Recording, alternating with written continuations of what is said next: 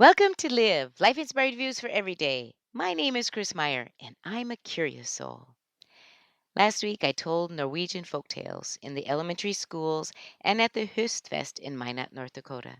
Höstfest is a big annual Scandinavian festival featuring every kind of art you can imagine. There are arts sharing and teaching cuisine, textiles, carving, painting, ironworks, writing, knitting, and more. Then there are the performing arts, taking the stage by sharing their talents of singing, dancing, storytelling, playing fiddles, accordions, nyckelharpas, and more. A week surrounded by the world of art was impacting on me. As a performer, I relish in watching the eyes of those in the audience lose focus on me and enter a world in their imagination where the story comes alive. The musicians experience the same phenomenon as listeners nod, tap their feet, dance, or sit absorbed in the tunes wafting through the air. Art, the gift of life, the escape into a place of joy, contentment, and meaning. I've pondered a lot on the power of art on humanity. Much has been written about the essential need that art plays in our lives. Even if all art means to you is the enjoyment you get by listening to your favorite tunes on the radio, it is still art, and you intentionally turn to it because you feel joy. I've known many musical therapists who describe the effect of music on the sick, the mentally distraught, the dying. The power of art to lift the human spirit is difficult to describe.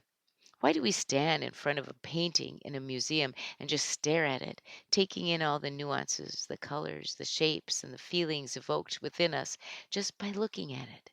Why do we find solace in favorite songs when we are sad, lonely, disappointed, afraid? Why do we write thoughts, create poetry, design quilts, draw images, or lavish over recipes to create food that brings connection among those sharing it? But beyond the benefits of art for the individual, in times like these, it's important to magnify the power of art on a community. Last Friday night, we performing artists gathered at the home of Jim and Janet Maxon in Minot to celebrate the end of a wonderful week. The house rocked with old Norwegian and Swedish tunes played on violins and accordions.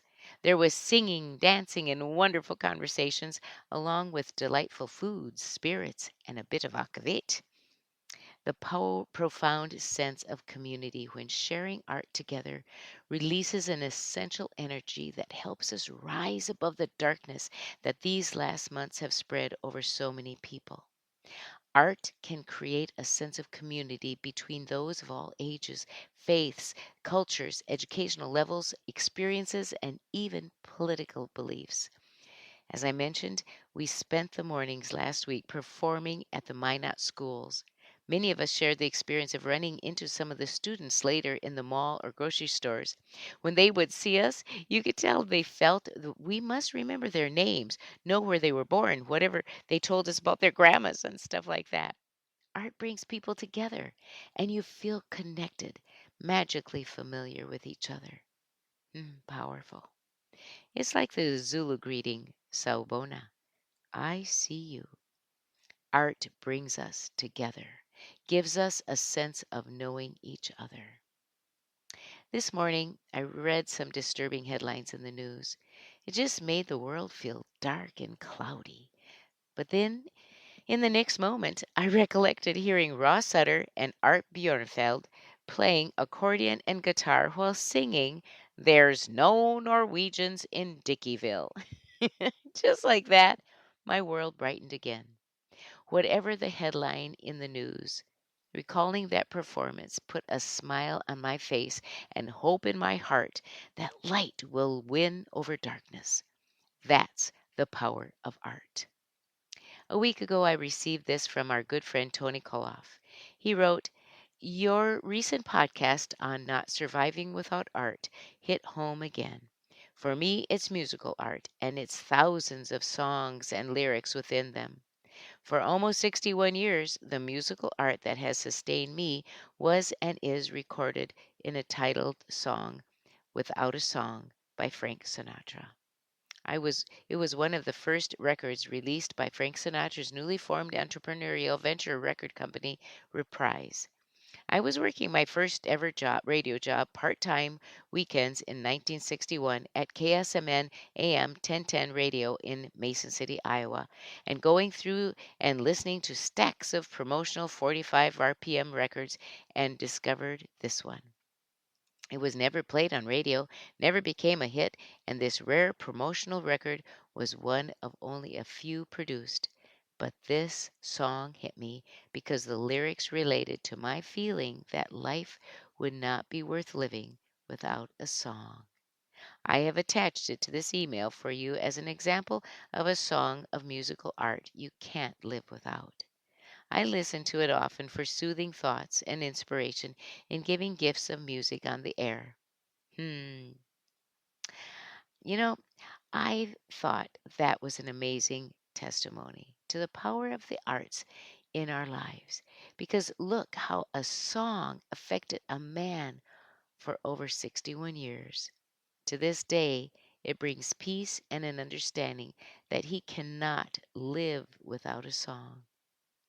Thank you for inspiring us, Tony Koloff. Höstfest was an amazing week, immersed in both the arts and the love I have for my Scandinavian heritage. But what was most impressive was the dedication that hundreds of individuals have in producing, sharing, and passionately promoting their art. I wish I could express the honor of being a part of that cadre of artists who have devoted to not only sharing their art but keeping it alive because it is essential to the survival of the human species. No matter what happens, art will survive. It is all so deeply a part of the human condition that we cannot but help keep it alive. So this week, on your bathroom mirror, write, I will lean into loving, expressing, or learning some kind of art to keep my balance. Join me next Monday for Live, Life Inspired Views for Every Day. I'm Chris Meyer, and I'm a curious soul.